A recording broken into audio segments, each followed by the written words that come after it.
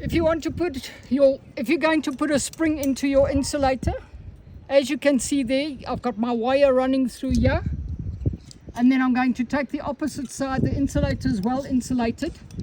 Just give it a little bit of a bend. Hold your wire together. There's your ferrule. Put your ferrule back in there. Nice thing with it on the fence is you can actually pull it quite tight. Bend it over and give it a little tail. Then you've got your spring. Your spring is, when you take your spring, put it pretty close to the straining insulator, like that.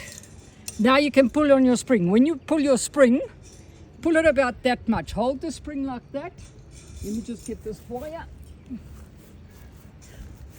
You hold your spring, put your wire through your spring with your ferrule.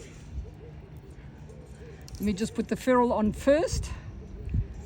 And then you take your spring, run it through your spring, hold that and pull your spring just a little bit, not too much. There's a tremendous amount of tension on the spring. I'm going to make it a little bit tighter because I can.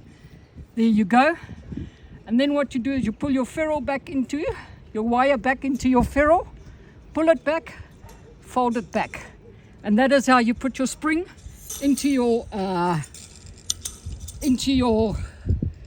fence. You can take this wire and run it back through your ferrule and just bend it back again. You can do it like that. I'm just going to cut this off here. And I'm going to cut this tail off. These little tails can cause quite a few problems for you. So keep them short, keep it neat. There you go.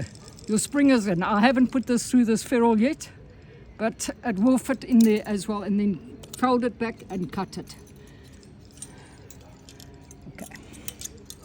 Let me see that video.